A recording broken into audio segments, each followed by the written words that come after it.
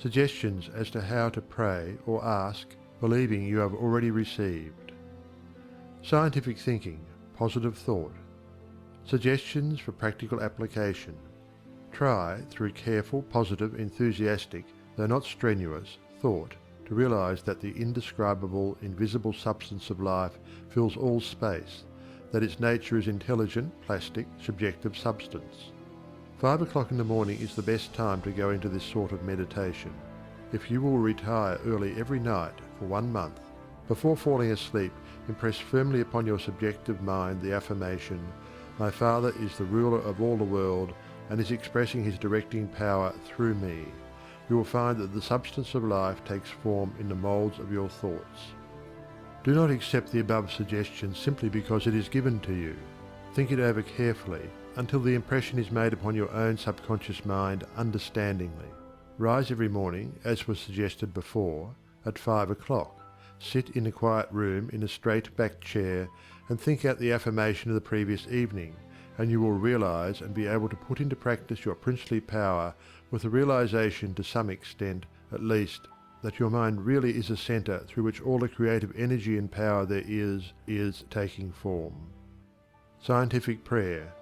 The principle underlying scientific prayer.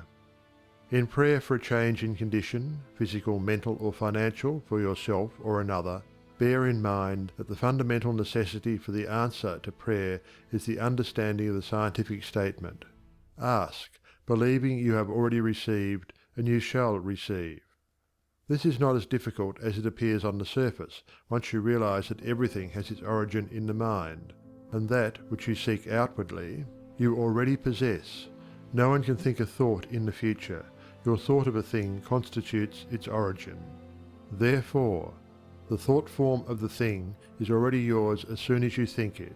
Your steady recognition of this thought possession causes the thought to concentrate, to condense, to project itself, and to assume physical form. To get rich through creation. The recognition or conception of new forces of wealth is the loftiest aspiration you can take into your heart, for it assumes and implies a furtherance of all noble aims. Items to be remembered about prayer for yourself or another. Remember that that which you call treatment or prayer is not, in any sense, hypnotism. It should never be your endeavour to take possession of the mind of another. Remember that it should never be your intention to make yourself believe that which you know to be untrue. You are simply thinking into God or First Cause with the understanding that, if a thing is true at all, there is a way in which it is true throughout the universe. Remember that the power of thought works by absolutely scientific principles. These principles are expressed in the language of the statement, "As a man thinketh in his heart, so is he." This statement contains a world of wisdom, but man's steady recognition and careful application of the statement itself is required to bring it into practical use. Remember that the principles involved in being as we think in our heart are elucidated and revealed by the law, "As you sow, you shall reap." Remember that your freedom to choose just what you will think, just what thought possession you will affirm and claim, constitutes God's gift to you. It shows how First Cause has endowed every man with the power and ability to bring into his personal environment whatever he chooses, cause and effect in reference to getting. If you plant an acorn, you get an oak. If you sow a grain of corn, you reap a stalk and many kernels of corn. You always get the manifestation of that which you consciously or unconsciously affirm and claim, habitually declare and expect, or in other words, as you sow. Therefore, sow the seeds of "I am," "I ought," "I can," "I will realize," that because you are, you ought, that because you ought, you can, that because you can, you do. The manifestation of this truth, even in a small degree, gives you the indisputable understanding that dominion is your charter right.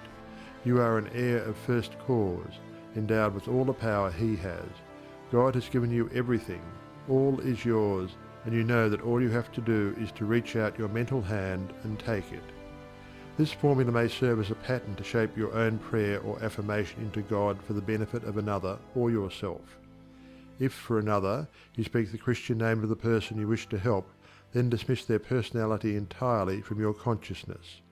intensify your thought by meditating upon the fact that there is that in you which finds the way, which is the truth, and is the life. You are affirming this fact, believing that since you are thinking this, it is already yours. Having lifted up your feelings to the central idea of this meditation, you examine your own consciousness to see if there is aught which is unlike God. If there is any feeling of worry, fear, malice, envy, hatred, or jealousy, turn back in your meditation to cleanse your thought through the affirmation that God's love and purity fill all space, including your heart and soul. Reconcile your thought with the love of God, always remembering that you are made in the image and likeness of love. Keep this cleansing thought in mind until you feel you have freed your consciousness entirely of all thoughts and feelings other than love and unity with all humanity. Then, if denials do not disturb you, deny all that is unlike your desired manifestation. This accomplished, you almost overlay your denial with the affirmative thought that you are made in the image and likeness of God, and that you already have your desire fulfilled in its original spiritual or thought form. Closing of prayer. Prayer as a method of thought is a deliberate use of the law which gives you the power of dominion over everything which tends in any way to hamper your perfect liberty. You have been given life that you may enjoy it more and more fully. The steady recognition of this truth makes you declare yourself a prince of power. You recognize, accept, and use this power as a child of a king, and hence dominion is your birthright. Then when you feel the light of this great truth flooding your consciousness, open the floodgates of your soul in heartfelt praise that you have the understanding that the Creator and His creation are one. Also that the Creator is continually creating through His creation. Close your treatment in the happy assurance that the prayer which is fulfilled is not a form of supplication, but a steady habitual affirming that the Creator of all creation is operating specifically through you. Therefore, the work must be perfectly done. Your mind is a centre of divine operation. Hints for application and practice. For every 5 minutes given to reading and study of the theories of mental science, spend 15 minutes in the use and application of the knowledge acquired. 1. Spend 1 minute in every 24 hours in conscientiously thinking over the specification that must be observed in order to have your prayers answered. 2. Practice the steady recognition of desirable thought possession for 2 periods of 15 minutes each every day. Not only time yourself each period to see how long you can keep a given conception before your mental vision, but also keep a written record of the vividness with which you experience your mental image. Remember that your mental senses are just as varied and trainable as your physical ones.